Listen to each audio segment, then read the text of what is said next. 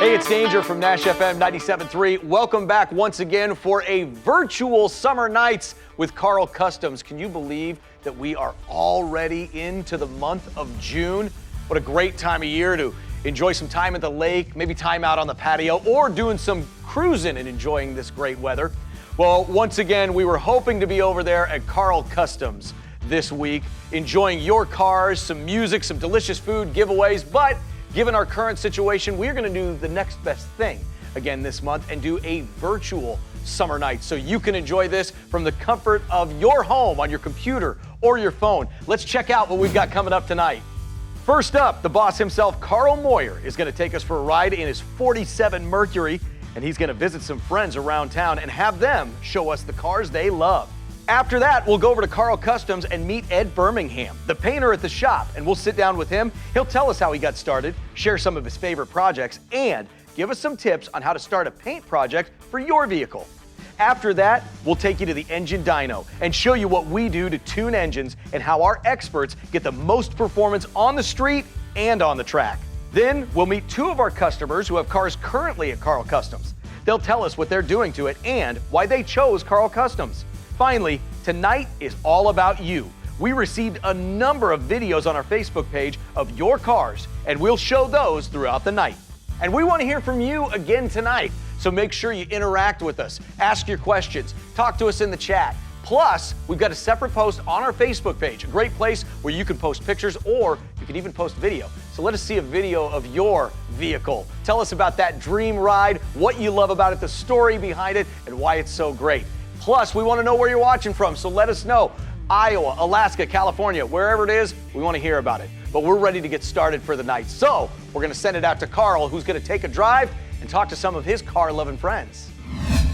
Well, this is really pretty exciting, and I've got my wife with me here, and we're kind of considering this a little bit of a family cruise. We got our granddaughter here with us, and we're going to do a little cruise of our own before we actually see some of the cars. But Steve Leeper, where we're going to first, has a very unusual collection of Corvettes. I think he's got 5 of them. So we're just hitting the highway here, and as Karl said, you know, we're going directly to the customer's house this time. So let's talk a little bit on the way, Karl. So what car are we driving today? Well, you know, this is not a politically correct hot rod, but it's a hot rod that was so cool in the days that I was growing up. It's a 1947 Mercury convertible, and as you can see right in this car, it's just so nice and such a comfortable ride, and what a beautiful day for a convertible ride. I mean, this car rides like we're riding in a brand new Chevrolet almost. Well, not quite that good, but it's, you know, the best that Mercury could offer. Yeah. We're just getting ready to drive into Steve's driveway here, and now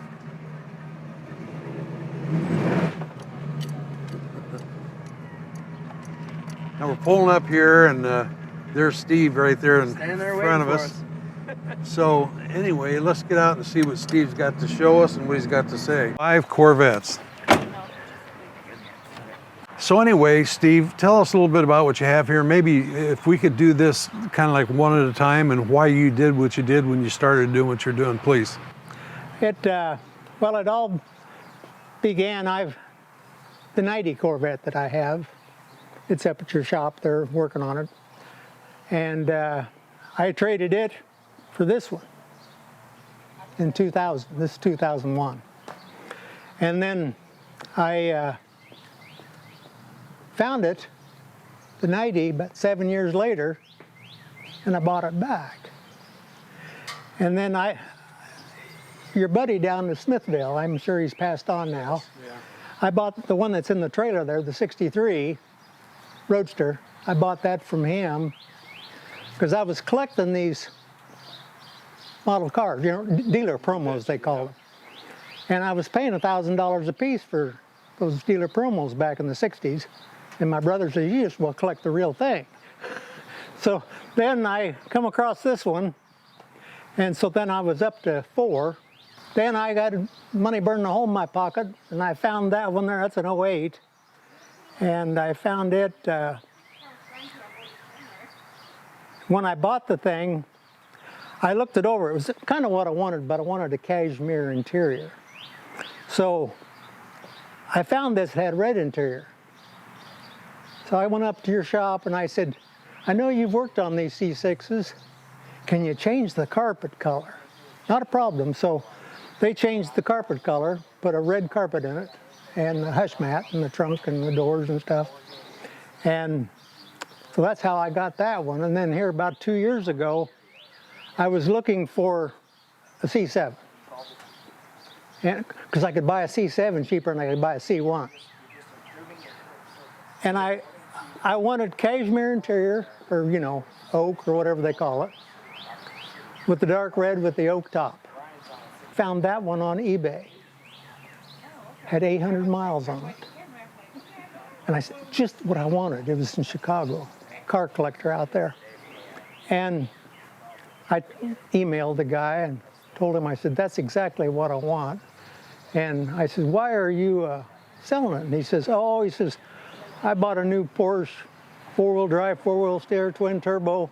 He said, I like driving it better. And he had 20 cars. So I bought it off eBay. I waited till there was 4 seconds left. I punched in my number and I hit now, you know, and the computer went blank. Well, wasn't meant to be. Pretty quick it came back to life, says, congratulations, you're the winner. So I called my buddy up and I says, I don't know what I just done. Buying a new car, or buying a car off of eBay. And the guy, his showroom was fancier than my house ever thought of being, where he kept his cars. And he says, well, we'll take you in here and show you the car. So he goes in there and he said, here it is. So I walked around it. He reached in his pocket and got out his white hanky to open the door. Same way with the trunk lid and the hood. Same way to close them. And my buddy says, I think he's pickier than you are. But it was better than showroom condition. His hands, after he had got on the transport, was the only ones that had been on the car other than to change oil at 500 miles. Sounds to me like Steve loves the color with the cashmere interior. I think that's got a warm spot in your heart, which is a nice combination. Huh. Wow. This is the one I got off your Glenn buddy Finch. there. Yeah. Glenn, yeah. Your son took me down there to get this. That would have been Brad, my... When he had that used car lot when he was 14. And got down there and... I remember that car. In fact, I sold it to Glenn. So, Steve, tell me about your pickup truck. Geez, everything you got is like brand new. Geez, is that a 89? 96. No, I bought that about 5 years ago. Guy down in Winterset that owned the 66 station bought it brand new. Really? And he drove back and forth the station. And he died, and his wife had no need for it, so that's how I come about it. And it had 75,000 miles on it at that time. That was 7 years ago. But when we got it, these extra chrome pieces had a lot of door dings in it. And my brother said, we got to change that. I said, when you take them off, there's going to be rust behind them. It's just invariable. He took them off and replaced them. There wasn't a speck of rust behind them. It just totally amazes me. I barely made it through high school. I don't have a college education, but I knew how to work and I knew how to save money. So that's how I ended up getting what I've got today. Just save a little and spend a little. Carl, thank you very much. Man, it looks like they're having a great time out there. And how about some of those cool hot rods right here in Des Moines? We're going to check in with Carl again coming up here in just a little bit. But right now, we want to check out some of the hot rods and cool cars that you shared with us. After that, we're going to get with Clint and we're going to talk to Ed Birmingham, painter over at Karl Kustoms.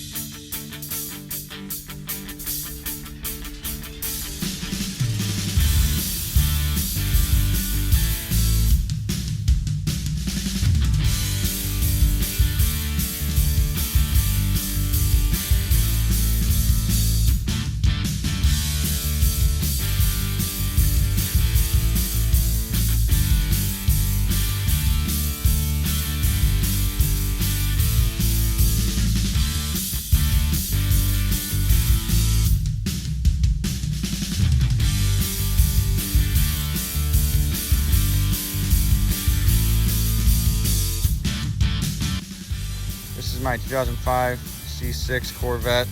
Has a Grand Sport wide body kit on it, as well as Grand Sport wheels. Sitting on QA1 adjustable coilovers. Has a Magnuson supercharger, a Lingenfelter cam, and polished valve covers. In terms of engine work, it's a metallic black on 110 octane fuel. Has about 615 horsepower to the wheels. Has Cook's headers, Billy Boat exhaust, and then a couple other little things. It is all the work has been done here at Karl Kustoms. The engine work was all done here, and all of the body work was done at Karl Chevrolet at the body shop. It's a metallic black paint. Of course, window tint, tinted tail lights, side marker lights are painted to match the car. This is my first Corvette. I've had it for about a month and a half, 2 months, and it's been an absolute blast. Not sure what exactly I'm going to do to it yet. Maybe a little bit of stuff under the engine, and then a couple of the exterior. I'm thinking about new wheels. Not sure on the color, so if you have some suggestions, drop them below. Right now it's got matte black Grand Sport wheels. I was thinking maybe a gloss black or a bronze. Not sure what would look the best. This right here is a 1975 International Scout, one of our favorite brands. Went and found this on Facebook Marketplace. It was posted for 15 minutes at a very, very good price for what it is. And we ended up going home with it. Details on it. This thing has a load of suspension work already done. It's got a 4-inch Skyjacker lift under it. It's a little bit older of a lift by when they first came out with it, but it's all still in very, very good operating condition. As you can all see underneath right here, it's already got tubular front and back bumpers. We've got a winch mount in the front, so when we do end up going to the good old Utahs with it, we'll be ready to winch ourselves up a hill. It has the original 345 V8. It runs like a top. Right now we just had some oil pressure issues, so if you go look back all the way in there, I just put a new gauge on it rather than the stock gauge. So right now it sits right yonder. So it's got the original 4-speed on the floor. I drove it about, now altogether about 250 miles, and now we're doing an oil change just in case. We're putting an air filter in it, also putting some new other filtration on it, vacuum seals, stuff like that, just to make sure that she's sound for driving in the future. Plan for it, plan on getting some new tires and rims if I can get him sold on some rims.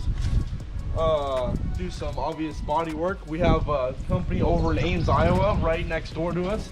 It's called Anything Scout. They sell about, obviously, anything for a Scout. So that will come with wheel arches, rocker panels.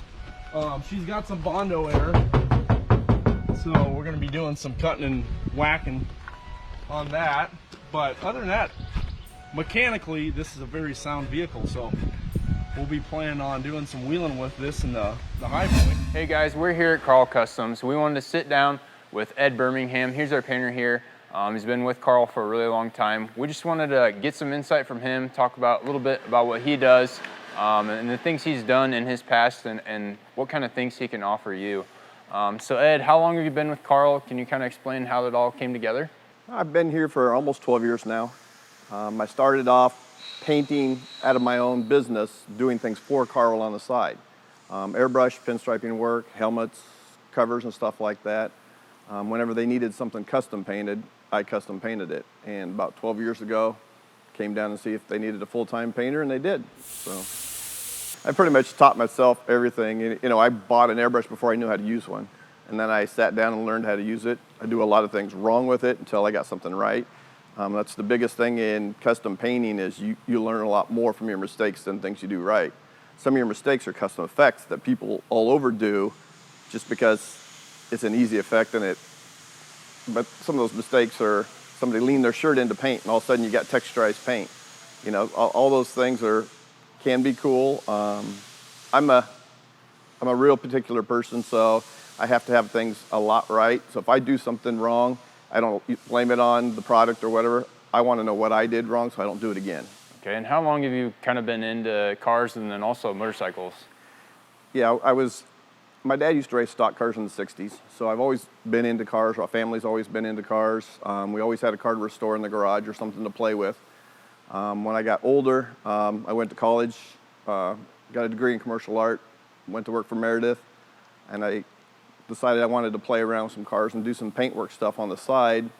Ended up painting some helmets for a friend that did motocross racing. He did some more, we did some more. Pretty soon I was painting helmets every night and every weekend. And I had to decide whether I was going to do that full time or keep my job downtown. And sitting down on a computer all day didn't seem to be too exciting to me. So I quit my good job downtown and started my own business. And my nickname's Ed Head. And that's how it started, because we'd be at races and they would say, well, which one did you paint? And I said, well, that's one of Ed's heads. That's one of Ed's heads. And now the name's stuck for 28, 27 years now. After I did probably close to 80 to 100 helmets, then the motorcycle guys started to see they wanted some of that same art on their bikes. The bike community was getting big and the custom thing was going off wild. So I was painting bikes 7 days a week, 12, 14 hours a day. And that got me a lot of notoriety in different shows and different circuits and stuff like that. I painted the Biker Build-Off winner at Sturgis.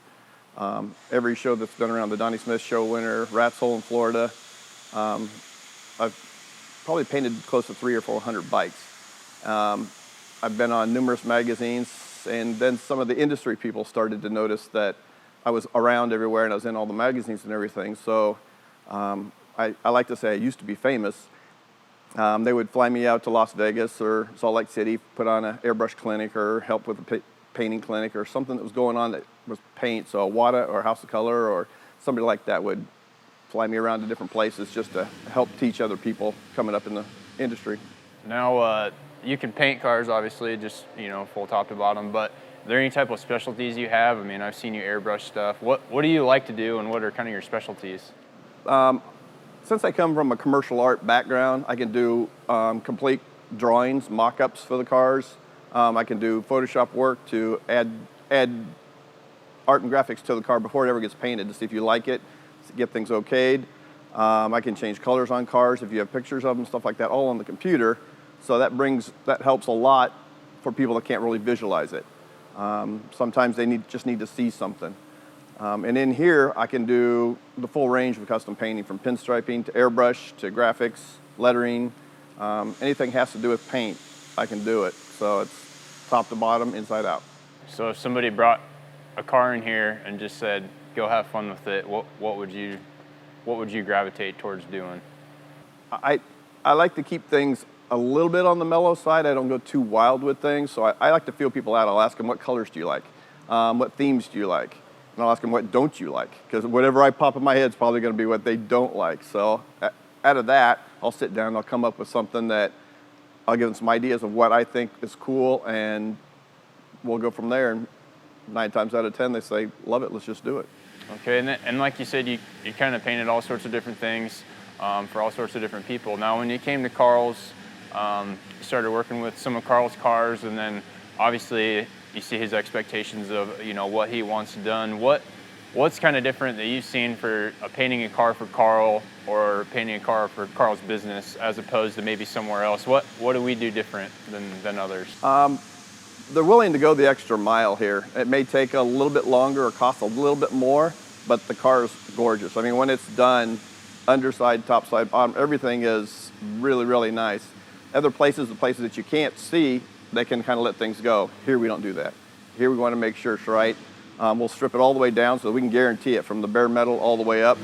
There are some people that have had some accidents or something on their customer cars that we will finish their cars that they have just to help them out. So it's not all complete customs. We do everything from street rods to Ford Focus or whatever somebody wants done. We've painted Lamborghini Countachs, Bentley Continental Speeds, all the way up through everything else under the sun. And you kind of touched on it, but when most people bring their vehicles here to Karl Kustoms, what are we doing here mostly for the paint and body work? What are you seeing most people come in for?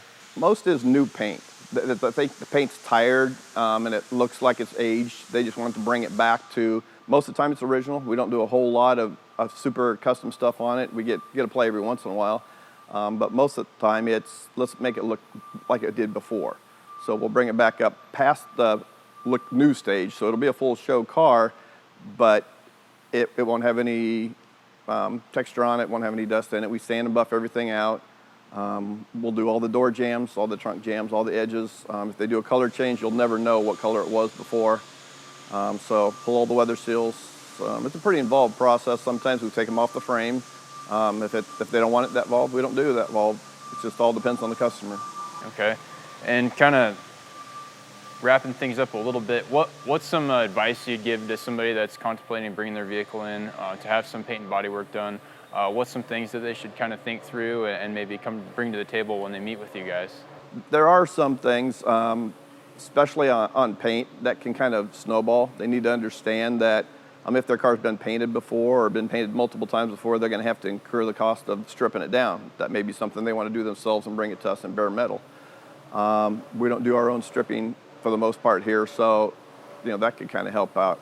They need to know also what they want in the end. Do they want a rider? Do they want a driver? Do they want a show car? They want something way over the top. A lot of people come in and they don't have any idea what they want. So we have to kind of pry it out of them, kind of ask them lots of questions to see where they want to go with it. All right, we want to thank Ed for taking the time to talk with us today, giving us a little more insight on the things he does, his background. I've been here with Carl for 11 years, a little less than Ed. But one thing that I've seen is, the cars are perfect from top to bottom. When they leave here, we've got Rick underneath scrubbing that thing, polishing it underneath the bottom side where some people will never see, but that's what Carl expects. He expects it to be perfect underneath like it is on top. So if you have any interest in any body and paint work, make sure you get a hold of us here. Come see Ed if you got some ideas. We'll make sure to get you taken care of. And now we're going to send it back to Danger. Clint, thank you so much for introducing us to Ed, the great work that he does over at Karl Kustoms in the paint booth. And I'll tell you what, his work, it shines through in every project that he does. If you're thinking about a new paint color for your ride, get in touch with Ed. He can take you through all of the options. Now it's time to get back with Carl Moyer, hit the road, and check out his next stop. So again, we're back on the road and traveling over to Carl's house to look at a 67 Chevelle and find out a little bit about the car and how he got it and what's all in the car and as much as we can learn about it. But anyway, so far this has been a fun road trip. Hi, Carl. How you doing, Carl? Doing good. First of all, this car, I'd like to have you, if you wouldn't mind, telling us a little bit of a story, how you got it and what's went on since you've had it. Awful nice car, and I really do appreciate you taking the time this morning here to... That's no problem. Well, and what I'm trying to do, if you would help me with this, I'm trying to encourage the viewers to do exactly what we're doing here so that we get a chance to see people from all across the country, what they have. And it's awful nice of you to share this with us. And interesting story here, but if we could turn it over to you, tell us a little bit about what you have here and what's went on with this car since you had it. Well, it's a 1967 Chevelle Super Sport. I bought it probably 7 or 8 years ago over in Indiana. And this is my 7th one. And I bought this one and it was already done. And I liked the color and everything. I wanted the big block, the 4-speed, and the factory air. Boy, that's a big block, a 4-speed, and factory air. Yeah. You have to be kidding me. I got to look. Oh my gosh. Actually, I started out with the 62 Chevy Impala, anniversary gold, and I hit a bridge with it. And after that, I bought a 67 283 Chevelle, just a regular Chevelle. And I don't know how many years I had that, but I ended up, like I said, I think this is my 7th one. And I pretty well did everything myself except for this one, and I bought it already done. And you probably heard the story when I wrecked it. Yes. I was going to a car show. Yeah.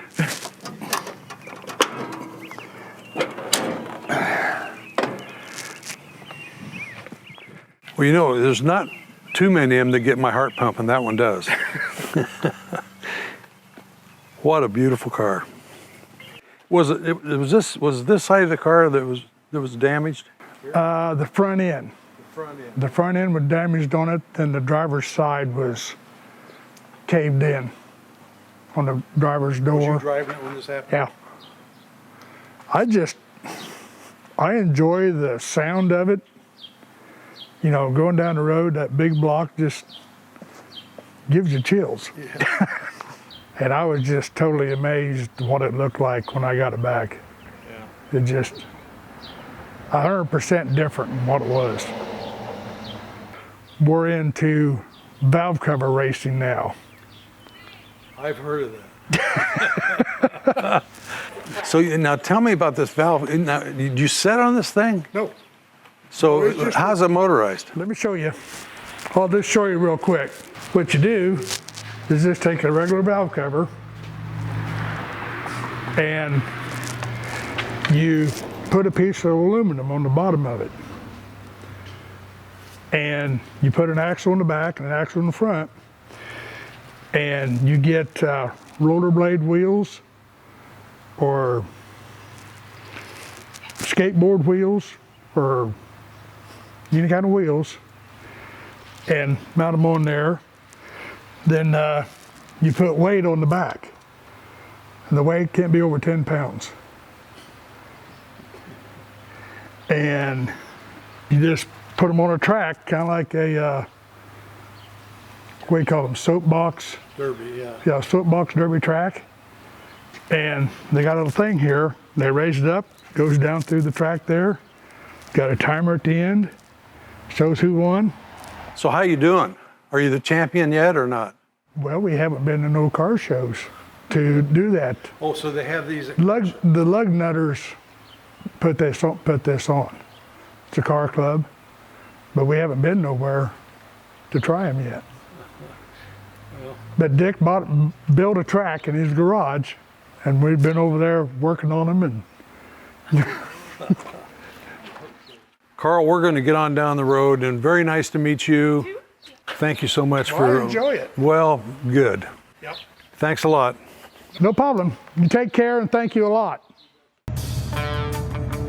Hey, good morning, Carl Chevrolet. I just want to do a walk around of my car for your little thing you got on the internet. This is my 2018 Camaro SS. It goes by the name of Meredith. She is a beauty, isn't she? Oh yeah. 6.2 liter, 455 horses, 455 foot-pounds of torque, 8-speed automatic. She does go fast. Listen to that growl on her. Yes. She is a beauty.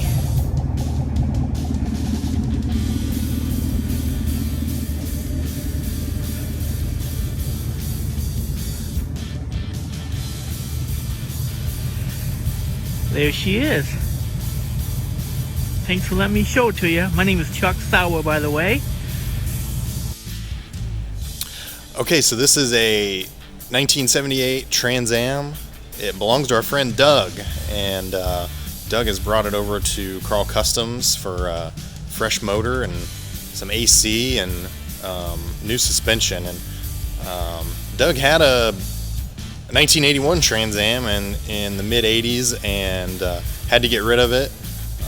But he was a retired mechanic for over 30 years and built cars for customers, and he decided he wanted to build one himself. So he got this, and he's done a lot of the work himself. He's gotten some paint done and some interior work, and like I said, he brought it here for a new motor. He had gotten a motor put into it, but it didn't last him very long. So he came here to get a new motor in it and air conditioning, and so we're gonna get it in good shape for Doug. So this is Doug's 1978 Trans Am.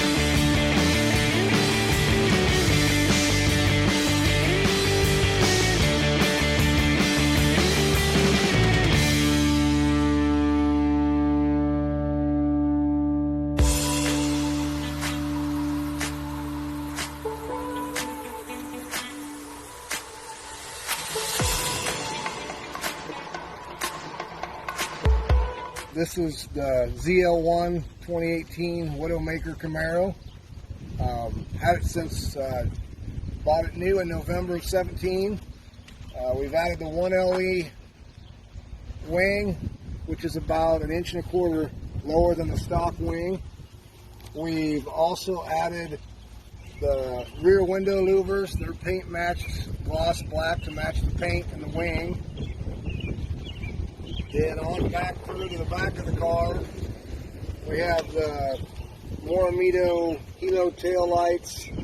They're sequential, have rear diffuser, custom black plate with the plate ZL1 surround, and pretty much the rest of the back stock. Then on the side we have the Widowmaker decal, and then we have the flag decals we put in the back windows that are kind of carbon fiber look. And if you want to look quick inside the car, we've added a few carbon fiber accessories, some red accents.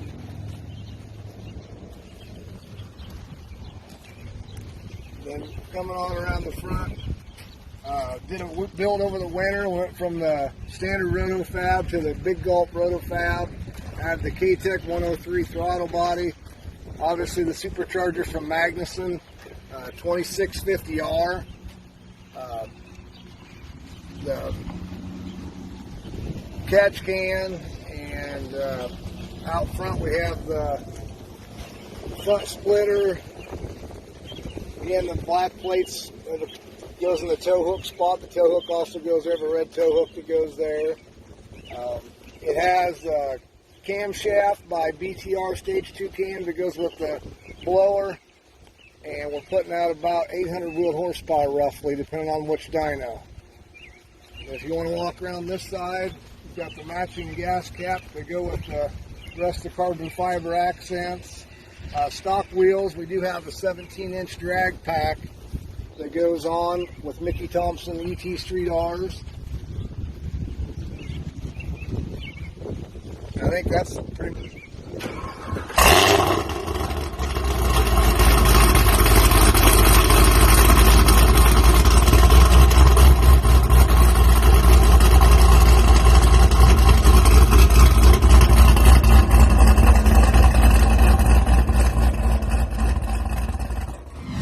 Thank you very much, Carl. He does have one more stop tonight. We're going to check in with him again coming up in just a little bit. But right now, we're going to get back with Clint at Karl Kustoms. We're going to check out the engine dyno. He's going to show us how they break in and tune engines.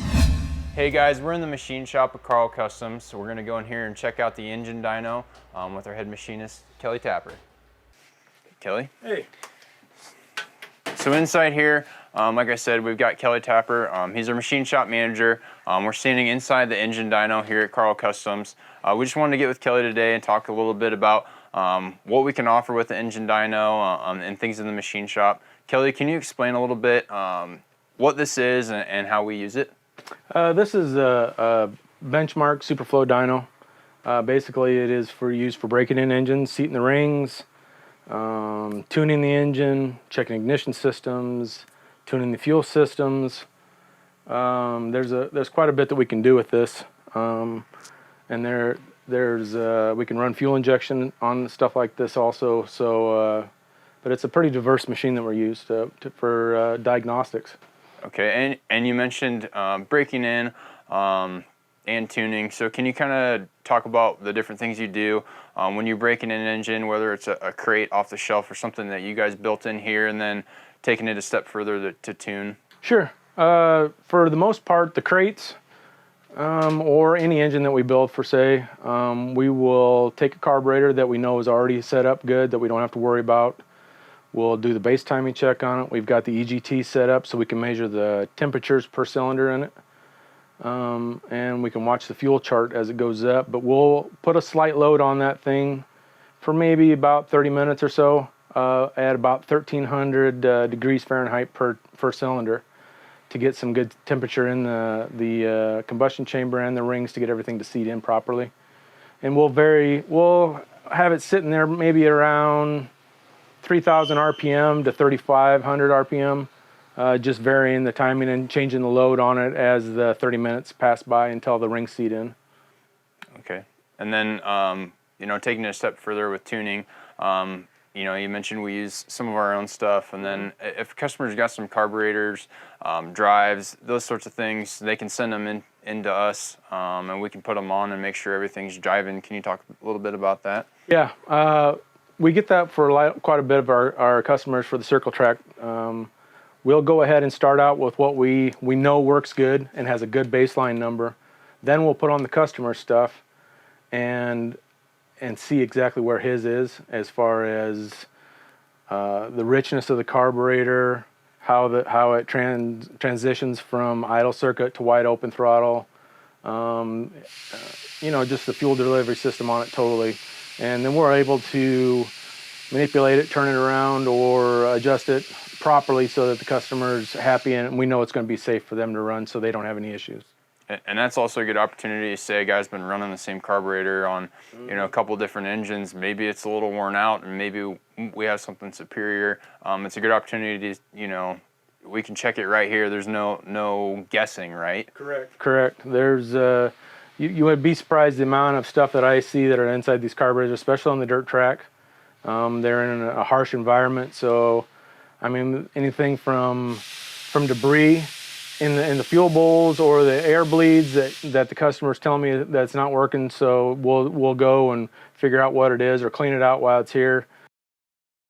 And we've talked a lot about the circle track stuff, but you guys do a lot of street motor stuff too. Can you talk about that? Yep, we do a lot of street stuff.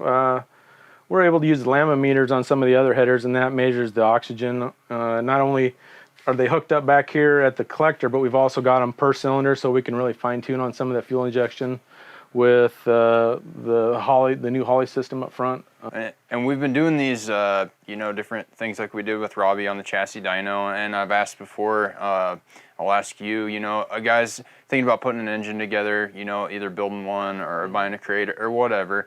What are the types of things you'd like them to be thinking about, when they're coming to make that purchase that makes their life maybe a little easier? Quality. Don't skimp on some of the parts. I know that a lot of guys are looking to save a buck, but the hassles that you're going to find down the road are going to outweigh your happiness by spending a little bit extra money to make it a quality piece. I've been doing this for a long time. Before I started doing this out of college, my dad raced for years, so I've been around this. And what you see is that when you're trying to save the guy some money, it usually ends up biting you. Just spending the time and doing it right the first time, they are going to be so much happier with the situation and with the parts and the result, that they don't have to work on it. They can enjoy what they're doing. They don't have to babysit the engine at the racetrack. They can worry about the chassis on the setup. At the racetrack, on the street, it's the same thing. They can worry about driving their car and having fun instead of having to tinker with this thing. Just having a good solid piece in there. Don't skimp on the parts. And you mentioned you've been doing this for a while, and all your guys have here too. Can you give everyone kind of some insight on your team? And everyone here's been building engines for a long time. Yeah. We've got quite a diverse group, and the guys are proud of what they do. And it shows they took the time to do it. It may take a little longer, but the product you're getting is a better product, I believe. And Carl expects nothing less. Right. Yep. The boss man is particular on everything he does, and I think that's why we got such a good group here, because we all believe the same thing. Yep. And then earlier, kind of circling back, you talked about all the different temperature readings, all the data that you can pull from here. Could you maybe walk us around here and show us kind of what we're looking at, what you're looking at through the process? So here's one of the monitors that we got going here. We're able to, we'll pull, like take an example on the last pull here. I don't know what was on the dyno last. This is what we've got here is the horsepower, the torque rating. We got an air-fuel ratio that's made up of the amount of air used coming through the turbine on the top of the carburetor, and it also uses the fuel. So we're not using an O2 sensor on that one, we're just using the air-fuel ratio using that. Then we've got pounds per hour, air CFM used. So we're able to tell what the engine's doing at that part. And then we're able to go to like a screen 6, and we can tell what the front bowl is using for fuel and what the rear bowl is using for fuel. Rule of thumb is we're wanting to keep these two lines as close together as possible. This one got a little goofy at the end, but we were able to adjust it later on. We've also got screen 4, which this one is all over the board. I believe this was a 2-barrel 602 at one time that was on here. But this is the EGTs per cylinder. And it goes from 1240 to 1488. I mean, it's all over the board on this one. And this was a used one that a customer brought in that just wanted dyno that had 50 nights on it, and he was having some issues. So we were able to figure out his problems and get that grouping closer together and figure out his ignition systems also. So I mean, we also get a live reading of the coolant temperatures, the oil pressure. This is a live feed of the horsepower and torque curve as it comes across here. So we're able to watch it. If it starts to take a drop, we pull out of the pole to save the motor if it's getting hurt or something. And it's also a live feed for your EGTs per engine going up and down across the board here. You've got the correction factor that's used, the airline temperature, the humidity, the barometer. There's just a whole screen of stuff. And here, another deal. I mean, we've got all of the torque readings, the air turbine. There's a ton of stuff that as you can see, that we can sit here and monitor. But it's very useful to the trained eye. Yeah, and the biggest thing, and I've been in here a lot of times with you while you've been dynoing, I guess using all those numbers and all those readings, and you guys have it displayed in here, you can oftentimes catch things, before they get bad. If say you got low oil or EGTs aren't running right, instead of guessing, that kind of does the guessing for you. You guys just interpret and kind of address it from there, right? Yeah, with all the guys and the amount of time and years that they've got for experience, we're able to come up with a lot of solutions and answers to problems. We've seen them before. These guys have been doing this long enough, and the best part is that we do enough networking with other companies that if we don't know it, we'll find out from somebody else that does know it.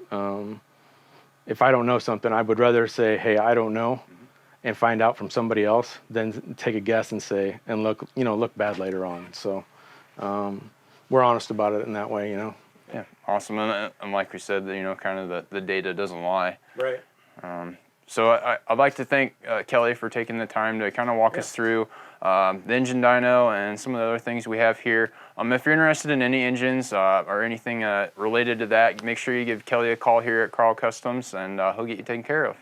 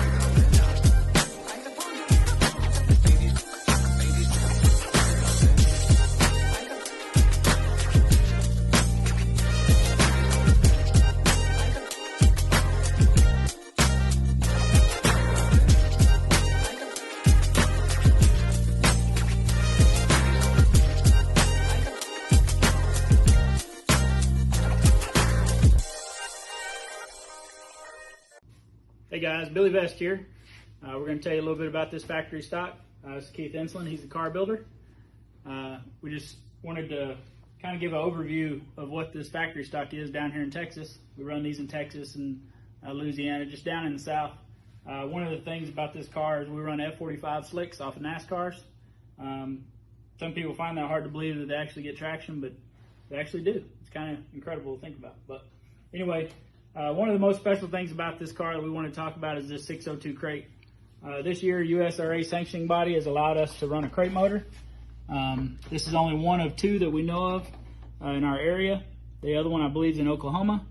But this 602 crate has it has lots of torque, lots of horsepower.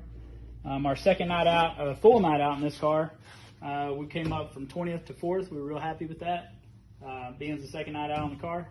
So we just wanted to thank you, first of all, that Carl's Performance has come on board and helped us out with this crate. And also, if you're down here in Texas or Louisiana, hit us up. We'll get you to a track and we'll let you watch this car in action. These factory stocks put on a heck of a show. So again, we appreciate you, appreciate all our sponsors, and have a good summer.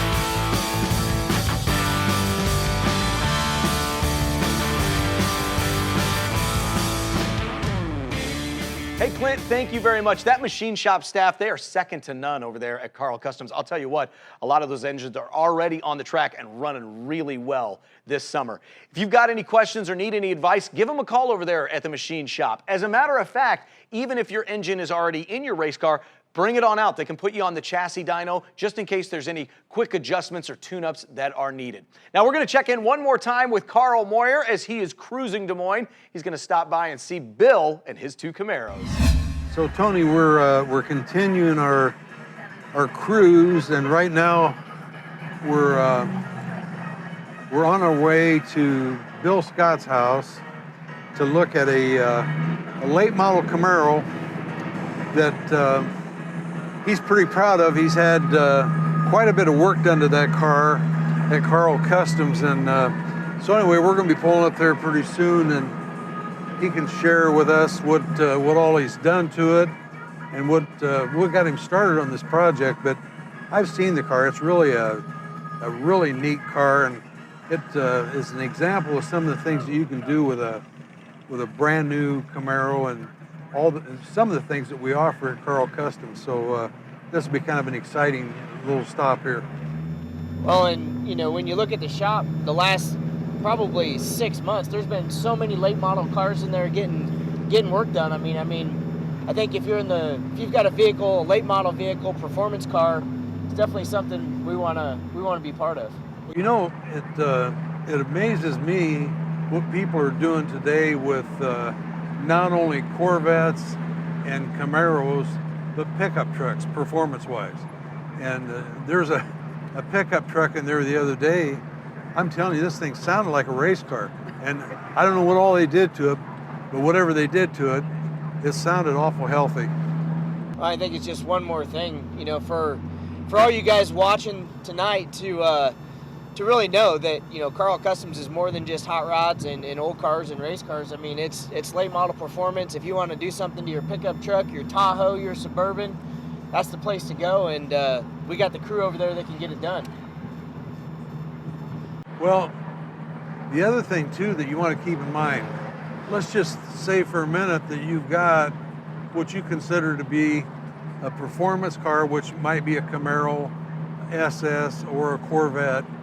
We've got the capability of getting as much out of that performance car for you as can be got out of it with the all-wheel drive chassis dyno And Robbie Massey, he's a young man, but he's a genius at tuning cars. And so if you want, you can set up an appointment with Robbie to get your car on that chassis dyno, and we'll give you, before we touch it, numbers, and after we're done with it, numbers, both torque numbers and horsepower numbers and fuel mileage numbers. So if you think because your car is performing a lot better, you're going to use more gas, that's not always the case. You can actually achieve both things. It looks like we're just about to pull up, and boy, he's got it all staged up for us. You're the third stop on our tour, and we're enjoying what we've seen so far. And if we could, I'd like to have you share with us what you have here and some of the story behind what you started, which to me is amazing just to look at first sight here, what I see. So if I could turn it over to you and start, if you would, just tell us what you have and a little bit of the story behind what you got. What we have here is a 2013 ZL1 convertible in the crystal red tint coat, and then a 2018 ZL1 convertible in the garnet red tint coat. We got the 2013 back in August 12th of 2014.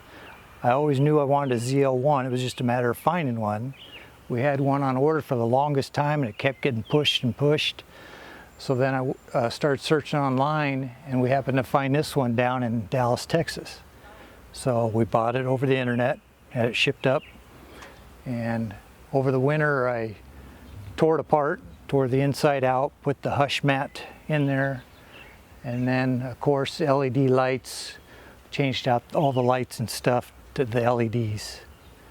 So that was quite a story, tearing a brand new car apart, and then put it all back together. I've witnessed that a lot. So tell me, Bill, have you always been a car guy? Yeah, always have. Whether it be the first car was a '67 Mustang, and then we went into a Monte Carlo, and we loved the Monte Carlos. We had a couple of them. And you are prepared. Like, I can tell you're an organized guy, Jiminy Christmas. Both these cars have been up to your performance shop to have engine work.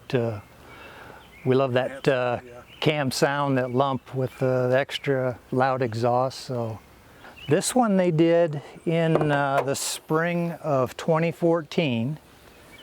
They did a cam, lifters, different heads ported polished, and the blowers ported polished, different intake, and then I had the other pieces here, carbon fiber, hydro dipped. And of course this is Al Oppenheiser, the developer of the new Camaro. Oh boy. We went to the show back in Kentucky in 2015, I believe it was.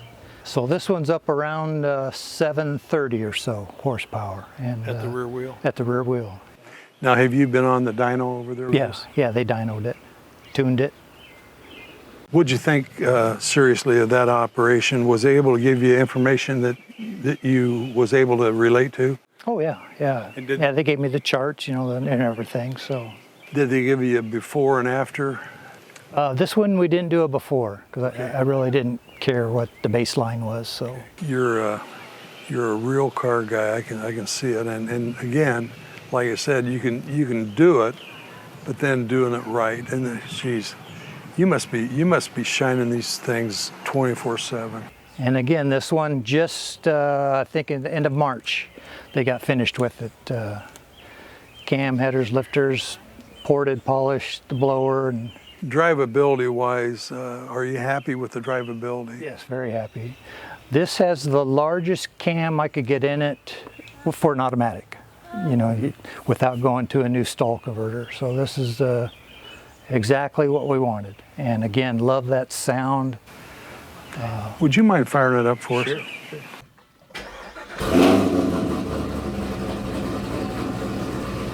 You ready?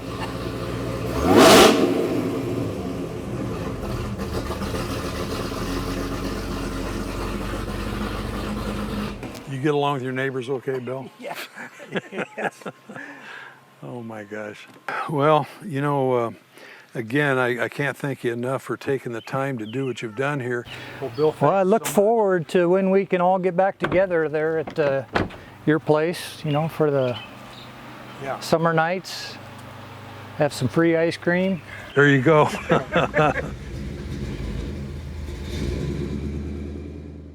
Finally tonight, we've seen cars that you've shared. Now we're going to see two customers who are currently having work done at Karl Kustoms. We're going to talk to them about how Karl Kustoms is helping them out with their rides.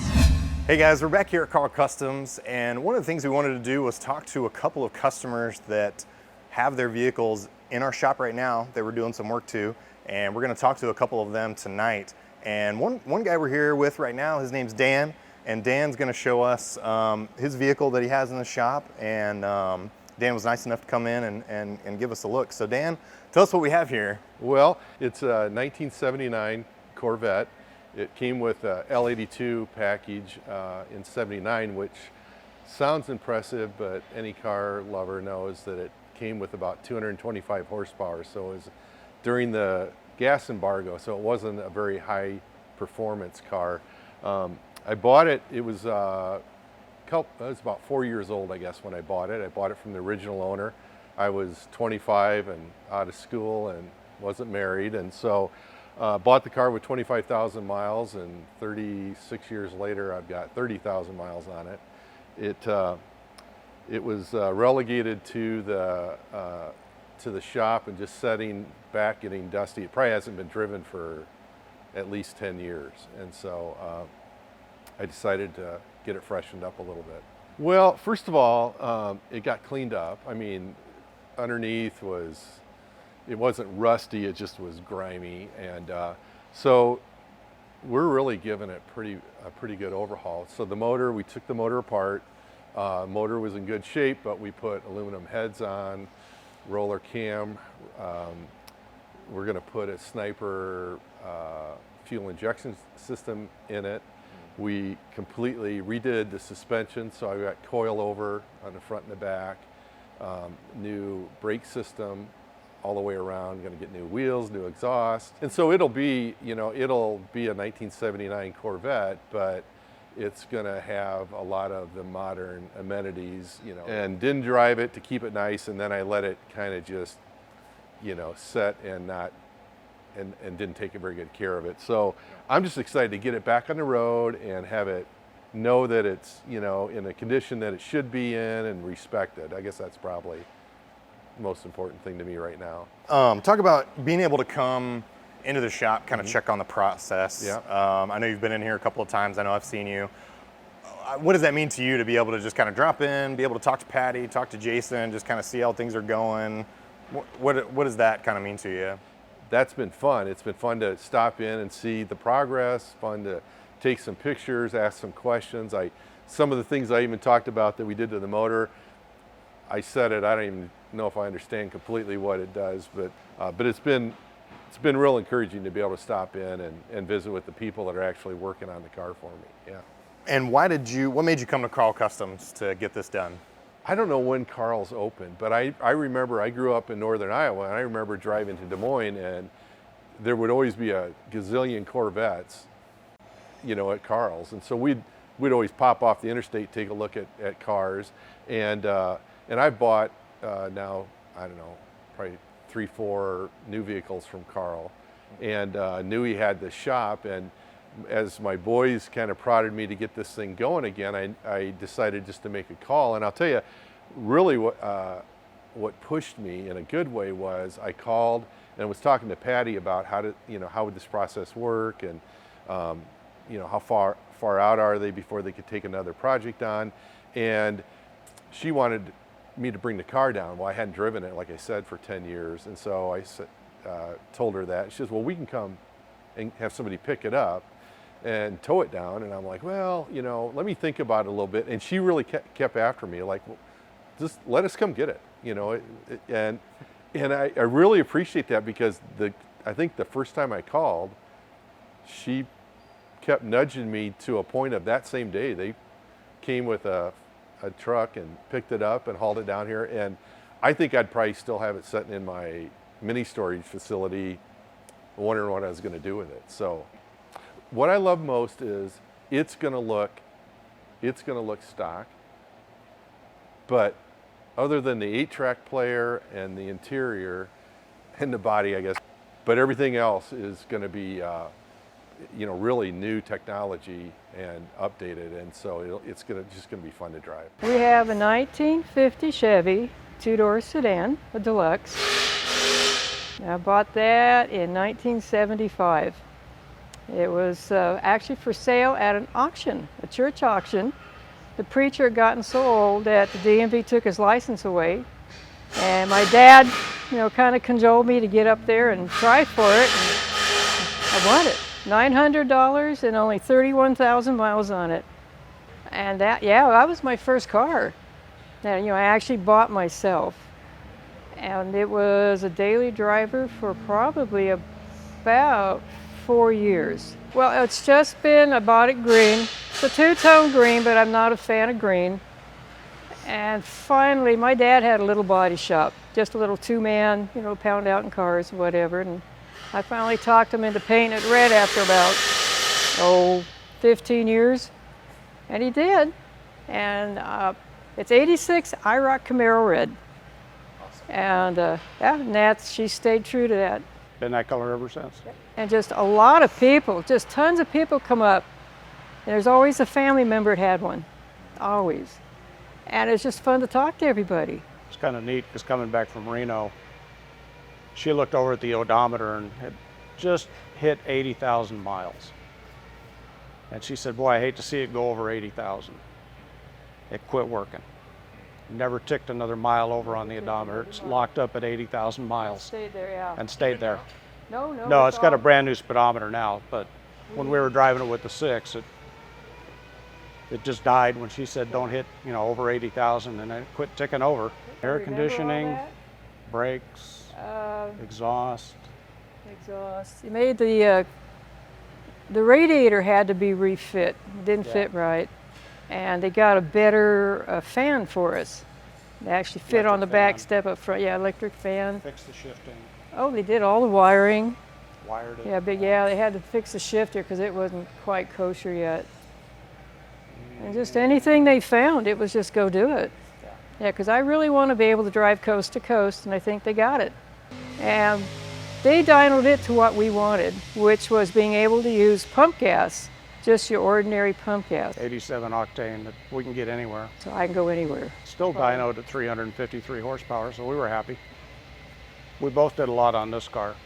I came home from work one day when I was working at Boeing, and she had the front of it up on jack stands, and the whole front end was out in the driveway, and I'm going, I guess I got some work to do.